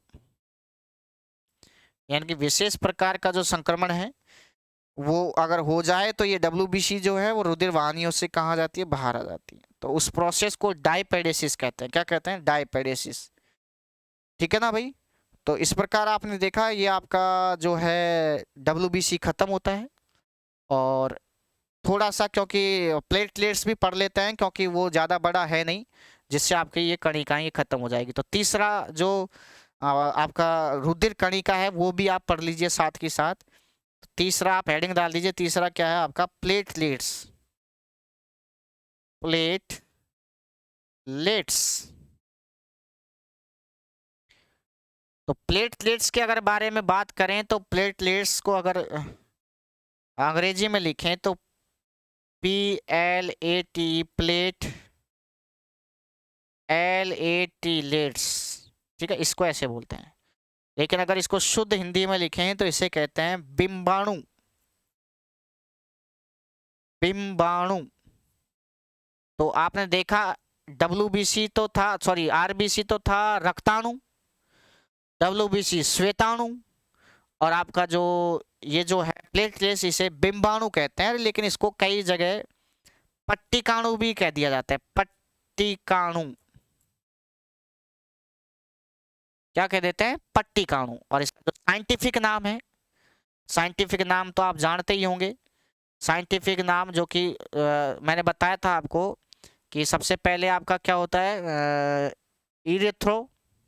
इरेथ्रोसाइट, ई के बाद ल्यूकोसाइट, एल, और फिर टी का मतलब थ्रोम्बोसाइट। तो इसका जो वैज्ञानिक नाम है वो है थ्रोम्बोसाइट। साइट, यानी कि इसे थ्रोम्बोसाइट भी कहते हैं अभी। ठीक है ना भाई, ये समझ में आ गया होगा। आगे की चर्चा इधर की साइड करते हैं, समझ में आ गया भाई। अब तो यहाँ पर जो प्लेटलेट्स के बारे में क्या पढ़ेंगे, तो ध्यान समझना कि ये नाम मैंने आपको बता दिया, थ्रोम्बोसाइट इसे कहते हैं, ये ध्यान रखना। और सबसे पहले तो ये लिख लीजिए कि इनकी जो संख्या होती है, तो प्लेटलेट्स की जो संख्या है ये थोड़ा सा याद रखना। 1.5 लाख से लेकर 4.5 लाख के बीच आपकी जो काउंट्स जो हैं, आप सीबीसी की जो जांच करवाएंगे, जब ये डेंगू रोग होता है ना, डेंगू बुखार में आपने देखा होगा प्लेटलेट्स कम पड़ गई भाई। ठीक है, प्लेटलेट्स बढ़ गई, कम पड़ गई, तो वहां पड़ जाती है 50,000 आ जाती है, किसी की 55,000 आ जाती है, लाख आ जाती है? तो प्लेटलेट्स कम पड़ जाती है तो डेंगू बुखार हो जाता है, उसमें होता है ये प्लेटलेट्स कम पड़ जाती हैं और व्यक्ति को चक्कर आते हैं और बहुत तगड़ी ठंड लगती है भाई। तो उसके लिए फिर डेंगू बुखार हो जाता है तो उसे पपीते के पत्ते के रस पिलाया जाता है, नारियल पानी पिलाया जाता है, कीवी फल आता है वो पिलाया जाता है, बकरी का दूध पिलाया जाता है, उससे उसकी प्लेटलेट्स जो होती है उनकी संख्या में इंक्रीमेंट होता है, इंक्रीज होता है भाई, और जल्दी सही होता है। ठीक है, तो आप लिख दीजिए कि 1.5 लाख से 4.5 लाख के बीच अगर किसी की है प्लेटलेट्स तो वो एक अच्छी क्वालिटी माने जाता है, प्रति वही MMQ। ठीक है ना भाई। दूसरी बात ये है कि इसमें केंद्रक, जिस प्रकार आरबीसी में केंद्रक नहीं था, तो इसमें केंद्रक नहीं होता है भाई। तो किस में होता है केंद्रक? केवल WBC में, आरबीसी में भी नहीं होता और प्लेटलेट्स में भी नहीं होता। ठीक है, आकार की अगर बात करें तो आकार जो है इसका, जो आपने को मैंने चित्र में बताया था पहले ही दिन, तो थोड़ा गोली आकार का होता है, ये गोली आकार का। तो आरबीसी का तो प्लेट के जैसे था, गोलाकार, मतलब ऐसे डम्बलाकार ऐसे बताया था मैंने, चकती जैसी, प्लेट की जैसे। और WBC का नियमित होता ही नहीं है, आकार फिक्स नहीं है, और प्लेटलेट्स का जो है वो गोली आकार होता है भाई। ठीक है ना। और अगर रंग की बात करें तो आरबीसी लाल कलर की होती थी, WBC में कोई रंग होता ही नहीं था। और प्लेटलेट्स की अगर बात करें, इसका जो रंग होता है वो हल्के पीले रंग का होता है भाई, हल्के पीले रंग की होती हैं आपकी प्लेटलेट्स। ठीक है ना भाई। अब ध्यान से समझना भाई, आगे का पॉइंट जो है अगले पेज पे मैं बता रहा हूँ आपको, ध्यान से समझना।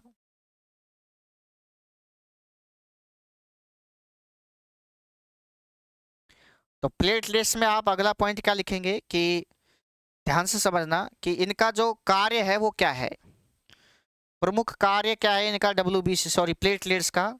तो कार्य की अगर बात करें तो इनका कार्य जो है वो मेन कार्य तो यह पहला कार्य है कि रक्त का थक्का बनाना, रक्त का थक्का बनाना, जिसे आप कह सकते हैं कि रक्त को जमाना, रोकना, मतलब जमाना या रोकना कह सकते हैं। ठीक है, ब्लड में भी पढ़ा था आपने वो, उसमें मैंने बताया था कि आपको प्रोथ्रोम्बिन और वो फाइब्रिनोजन प्रोटीन जो होती हैं वो इनको काम करते हैं भाई। ठीक है ना। या फिर इसको अगर अंग्रेजी में लिखें तो इसको कह सकते हैं ब्लड क्लॉटिंग। तो ब्लड क्लॉटिंग, तो ब्लड क्लॉटिंग में हेल्प करता है कौन? ये आपका प्लेटलेट्स। ठीक है, दूसरा जो कार्य है इसका वो ये है कि ये रुधिर को, ब्लड को, रक्त को क्या बनाती है ये, क्योंकि ब्लड रुकेगा, जमेगा तो गाढ़ा भी हो जाएगा, तो रुधिर को गाढ़ा, जो गाढ़ा होगा तभी रुकेगा ना भाई, गाढ़ा बनाता है ये प्लेटलेट्स। तो रक्त को गाढ़ा बनाता है, डेंगू बुखार में रक्त जो है वो पतला हो जाता है भाई। ठीक है ना भाई। अगला पॉइंट अगर लिखे, दो कार्य हो गए इसके प्रमुख प्लेटलेट्स के। जीवन काल की अगर बात करें, जीवन काल, तो आरबीसी का तो 120 दिन बताया, WBC का मैंने आपको बता ही दिया था 2 से 5 दिन, लेकिन एक WBC ऐसी थी जिसका जीवन काल जो है 10 साल था भाई, 10 साल। तो 10 साल जिसका जीवन काल था वो कौन सी थी, वो मैंने आपको बता दी थी, लिम्फोसाइट। लास्ट लास्ट की प्यार वाला जो है, प्यार लव, बेईमान लव, तो लव जो करेगा वो अमर रहेगा, सीधी सी बात है। 10 साल जीवन, 10 साल तक चलेगा प्यार। अब ध्यान समझना जीवन काल के बारे में क्या करें। तो जीवन काल जो है इसका, प्लेटलेट्स का जो जीवन काल है वो कई किताबों में 10 से 13 दिन बताया जाता है, कई में 7 से 21 दिन बता देते हैं। तो कन्फ्यूजन का स्थिति है कि क्या बताएं कि प्लेटलेट्स का जो जीवन काल है। तो मैं एनसीईआरटी बेस आपको बता देता हूँ कि 10 दिन से लेकर के 13 दिन के बीच का जो काल, मतलब जो समय, कईयों का 10 दिन हो जाए, 7 दिन भी हो जाए, ठीक है, 20 दिन भी हो जाए, तो 10 से 13 दिन का जो समय है इनका जीवन काल माना जाता है भाई, ठीक है। लेकिन मैं आपसे पूछूं कि इनका जो निर्माण है, इसका प्लेटलेट्स का जो निर्माण है वो कहाँ होता है। तो निर्माण की अगर बात करूं तो निर्माण जो है वो अस्थि मज्जा की, अस्थि मज्जा की कैरियोसाइट, कैरियोसाइट, तो एक शब्द दिख रहा होगा आपको, कैरी। तो जब भी कैरी की सब्जी खाएं गर्मी में, ये शब्द याद आ जाना चाहिए कि इसका निर्माण अस्थि मज्जा की कैरियोसाइट कोशिका द्वारा होता है भाई। ऐसे ही याद होती है जीके जीएस, नहीं तो भाई साहब याद होने का सवाल ही नहीं ऐसे शब्द, ठीक है ना भाई। तो यहाँ होता है। और अगर डेथ की बात करें कि साहब इसकी डेथ कहाँ होती है, कहाँ मरती हैं ये, तो ये ब्लड में मरती है। तो मैंने आपको बताया कि जो आपका जो WBC था वो भी ब्लड में मरती थी, और ये भी आपकी ब्लड में मरती है, कौन सी, प्लेटलेट्स। हाँ, RBC जो है वो प्लीहा में, स्प्लीन में, और स्प्लीन में पैदा होती है आपकी WBC। पैदे तो मैंने कई जगह बताई थी, है ना, थाइमस ग्रंथि, प्लीहा, ठीक है। अब देखो इधर, अब अगर मैं बताऊं आपको, ध्यान समझना, अगला पॉइंट इसमें क्या लिखें आपका प्लेटलेट्स में, कि प्लेटलेट्स जो है इनकी संख्या की अगर बात करें, तो प्लेटलेट्स की संख्या जो है कई बार बढ़ जाती है, कई बार घट जाती हैं। तो संख्या में अगर संख्या मान लीजिए बढ़ जाए, क्या हो जाए, बढ़ जाए मान लीजिए, तो बढ़ जाए तो उसे कहते हैं, देखो जो प्लेटलेट्स की संख्या बढ़ना क्या कहलाता है, वो कहलाता है, क्योंकि देखो देखो शब्द को समझना, थ्रोम्बो, तो थ्रोम्बो शब्द तो भाई इसके प्लेटलेट्स के लिए आता है, थ्रोम्बोसाइट, तो थ्रोम्बोसाइटोसिस, तो बढ़ने के लिए तो थ्रोम्बोसाइटोसिस। और अब आप समझ गए होंगे, बिल्कुल आसान है। मान लीजिए संख्या घट जाए, मतलब प्लेटलेट्स की संख्या मान लीजिए घट जाए, तो उसको कहते हैं क्या, उसको कहते हैं थ्रोम्बो, थ्रोम्बो, थ्रोम्बो शब्द तो किसके लिए आता है, साइटो, थ्रोम्बोसाइट तो किसके लिए आता है बताओ, आपके प्लेटलेट्स के लिए आता है थ्रोम्बोसाइट। तो फिर पीमिया और लगा दो, पीमिया का मतलब कमी, थ्रोम्बोसाइटोपीमिया, तो पीमिया का मतलब तो कमी, और ये इसका मतलब है वृद्धि। थ्रोम्बोसाइट आप जानते ही हो किसको प्रदर्शित करता है, प्लेटलेट्स को। और ये जो है ये सामान्यतः कब होता है, जब आपके डेंगू बुखार होता है, डेंगू, डेंगू बुखार में जो है प्लेटलेट्स जो होती है वो घट जाती है भाई, उनकी संख्या जो है वो घट जाती है, ठीक है ना भाई। तो ये चीज़ आपके समझ में आ गया होगा। और इस प्रकार जो है आपका जो है ये जो सारी जो कणिकाएं हैं वो खत्म होती हैं। तो ये रक्त जो टॉपिक है वो आपका खत्म होता है कुल मिला के। ब्लड, अभी ब्लड खत्म हुआ है, आगे जाके आप पढ़ेंगे, ब्लड ग्रुप भी पढ़ेंगे, आप हार्ट भी पढ़ेंगे, हृदय, हृदय के बाद आप और भी चीजें पढ़ेंगे, ठीक है ना भाई। तो चिंता मत कीजिए, आपका ब्लड खत्म हुआ है। तो इसको मैं एक बार फास्ट रिवाइज करा देता हूं। तो आज की क्लास मैंने यहाँ स्टार्ट की थी WBC। तो WBC क्योंकि RBC पिछली क्लास RBC पढ़ा दिया था, तो WBC का जो अन्य नाम है श्वेत रक्त कणिका, श्वेताणु, ल्यूकोसाइट जिसे कहते हैं। RBC को क्या कहते हैं, इरिथ्रोसाइट, WBC को ल्यूकोसाइट, और प्लेटलेट्स को थ्रोम्बोसाइट कहते हैं। मतलब ई एल और टी। ठीक है भाई। व्हाइट ब्लड कार्पसेल्स इसकी फुल फॉर्म है। केंद्रक पाया जाता है इस डब्ल्यूबीसी में, बाकी दो जो आरबीसी और प्लेटलेट्स है उसमें केंद्रक नहीं पाया जाता। संख्या 6000 से 10000 तक मानी जाती है और आकृति इनकी कोई नियमित नहीं होती है। इनका जीवन काल 2 से 5 दिन पाया जाता है। लेकिन एक डब्ल्यूबीसी ऐसी है जिसका नाम है लिम्फोसाइट, वो 10 साल उसकी जो लिम्फोसाइट है इसका जो कार्यकाल है, जीवन काल होता है वो 10 साल माना जाता है। ठीक है ना भाई। जो कि बीटा और टी सेल उत्सर्जित करती है, ये बनती है उनसे। कार्य जो है इसका एंटीबॉडीज का निर्माण करना। शरीर में संक्रमण होने से डब्ल्यूबीसी की संख्या बढ़ जाती है क्योंकि ये हमारे शरीर में वो उनकी रक्षा के लिए आ जाती है। निर्माण पीली अस्थि मज्जा, प्लीहा, स्प्लिंटली, थाइमस ग्रंथि यहाँ होता है। तो थाइमस ग्रंथि में होता है, ये कई बार लसीका ग्रंथि भी दे देते हैं, टॉन्सिल, क्योंकि थाइमस ग्रंथि के कारण ही टॉन्सिल होता है ना भाई। तो टॉन्सिल में भी इसी का ही जो है निर्माण होता है भाई। ठीक है ना भाई। तो थाइमस ग्रंथि को डब्ल्यूबीसी का ट्रेनिंग सेंटर यानी कि प्रशिक्षण केंद्र कहते हैं भाई, ध्यान रखना। ठीक है। लेकिन मेन जो इसका जो निर्माण होता है ना डब्ल्यूबीसी का, मेन अगर पूछे तो वो प्लीहा रहेगा, ध्यान रखना। सबसे यानी कि हाँ, मेन जो इसका निर्माण है वो प्लीहा में होता है, स्प्लेन में। और आरबीसी नष्ट होती है प्लीहा में, डब्ल्यूबीसी का निर्माण होता है। डेथ की बात करें डब्ल्यूबीसी का ब्लड में, अगर डब्ल्यूबीसी की संख्या में कमी हो जाए तो कमी का मतलब पीनिया, बढ़ जाए तो सिस आता है, सिस। लेकिन ल्यूकोसाइट या ल्यूको शब्द तो आपका डब्ल्यूबीसी के लिए ही आता है। आगे की अगर बात करें तो ये रंगहीन होती हैं। डब्ल्यूबीसी 5 प्रकार की मैंने आपको पढ़ाई, 5 प्रकार की डब्ल्यूबीसी होती है। डब्ल्यूबीसी कितने प्रकार की होती है? 5 प्रकार की। पहली 3 प्रकार की कणिका में, अगले जो साइट वाली है वो अकणिका में, और फिल वाली कणिका में। तो फिल वाली कौन से? बेसोफिल, इओसिनोफिल, न्यूट्रोफिल और मोनोसाइट और लिम्फोसाइट। तो आप इसको याद कैसे करेंगे? बेईमान लव, बेईमान लव से याद करेंगे भाई। कौन सा लव? बेईमान लव। तो बेईमान लव का मतलब बी ई मान का एम, बेईमान लव, ऐसे। तो इससे ये सारी चीजें आ जाएंगी आपकी बेईमान लव से।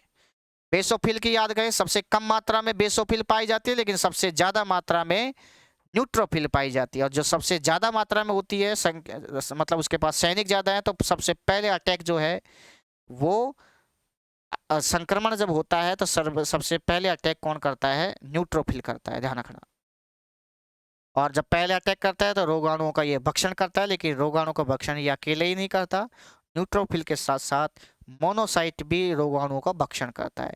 अगर रोगाणुओं का भक्षण ठोस अवस्था में होता है तो उसे फैगोसाइट कहते हैं, और अगर तरल अवस्था में होता है तो उसे पिनोसाइट कहते हैं। ठीक है। तो ये चीज़ भी आपको समझ में आ गई होगी। ठीक है। आगे की अगर बात करें तो सबसे कम मात्रा में जो पाई जाती है डब्ल्यूबीसी, वो आपकी बेसोफिल है। आकार में सबसे मोटी, तो मोटी का शब्द मो लेंगे तो मोनोसाइट हो जाएगा। और इसकी संख्या बढ़ जाती है कई बार, तो जब इसकी संख्या बढ़ जाती है तो उसे ल्यूकेमिया यानी कि ब्लड कैंसर रोग हो जाता है। लेकिन लिम्फोसाइट की अगर बात करें तो आकार में सबसे छोटी होती है, आकार में सबसे मोटी मोनोसाइट, सबसे छोटी लिम्फोसाइट, और छोटी होती है वो खोटी होती है।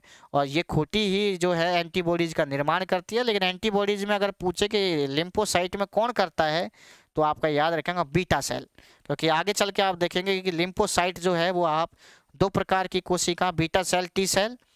तो बीटा सेल, टी सेल, तो बीटा सेल जो एंटीबॉडी का निर्माण करता है, इसे प्लाज्मा सेल भी कहते हैं, वेरी वेरी इंपॉर्टेंट। और टी सेल जो एड्स होने पर जो है इनकी संख्या कम हो जाती है। और टी में भी पूछे कौन सी, तो T4। ठीक है। तो यहाँ एंटीबॉडीज का निर्माण जो है वो लिम्फोसाइट करता है, लेकिन बाकी की जो 4 है वो बेईमान होती हैं, और वो एंटीबॉडीज का यानी कि प्रतिरक्षा का निर्माण नहीं करती, वो मार धाड़ में लगे रहते हैं जीवाणुओं को नष्ट करने में। ठीक है ना भाई। लेकिन अगर मैं पूछूं आपके कि भाई एलर्जी को नियंत्रित कौन कौन सी डब्ल्यूबीसी करती हैं, तो बेसोफिल और इओसिनोफिल पहले की जो 2 हैं वो एलर्जी को नियंत्रित करती हैं। और एलर्जी के समय इनकी संख्या बढ़ जाती है बेसोफिल की। और बेसोफिल को मास्ट सेल कहते हैं, जो आगे चल करके मैं आपको इसको बताऊंगा ये यहाँ के। लेकिन परजीवी जब संक्रमण होता है, पैराजाइट, तब इनकी संख्या बढ़ जाती है किसकी? इयोसिनोफिल की। किसकी? इयोसिनो। माइक्रोपुलिसमैन न्यूट्रोफिल को कहते हैं, मैक्रोपुलिसमैन मोनोसाइट को कहते हैं भाई। तो ये चीज़ आपके समझ में आ गई होंगी, सारी चीज़ मैंने आपको बताई।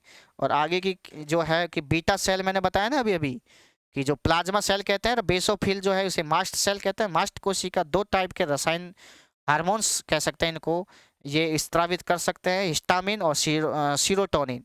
हिस्टामिन रुधिर वाहिनियों को फैला देता है, फैल जाती है रुधिर वाहिनियाँ। सीरोटोनिन जो है सिकुड़ जाती है। तो सी से सिकुड़ना, ऐसे याद रखना, सी से सिकुड़ना। डब्ल्यूबीसी का रुधिर वाहिनियों से बाहर आना डायपेडेसिस कहलाता है, और ये तभी होता है जब शरीर में संक्रमण हो। प्लेटलेट्स की बात करें तो इसे बिंबाणु, पट्टिकाणु, थ्रोम्बोसाइट कहते हैं। इनकी संख्या 1.5 लाख से 4.5 लाख के बीच होती है। केंद्रक नहीं पाया जाता, इनका आकार गोलाकार होता है और हल्के पीले रंग की होती है भाई। आगे की बात करें, इनका कार्य रक्त का थक्का जमाना, ब्लड क्लॉटिंग करना है, रक्त को गाढ़ा करना, जो कि डेंगू में जो है रक्त पतला हो जाता है। जीवन काल 10 से 13 दिन होता है। निर्माण जो है अस्थि मज्जा की कैरियोसाइट कोशिकाओं में होता है। डेथ ब्लड में ही होती है, ध्यान रखना। और अगर मैं बात करूँ संख्या की, अगर संख्या बढ़ जाए तो उसे थ्रोम्बोसाइटोसिस कहते हैं, और घट जाए तो थ्रोम्बोसाइटोपीमिया कहते हैं, जो कि डेंगू बुखार में इनकी संख्या बढ़ जाती है, घट जाती है, सॉरी, डेंगू बुखार में इनकी संख्या घट जाती है। तो आज के लिए इतना ही, धन्यवाद। गला मेरा बैठ गया है। थैंक यू, शुभ रात्रि।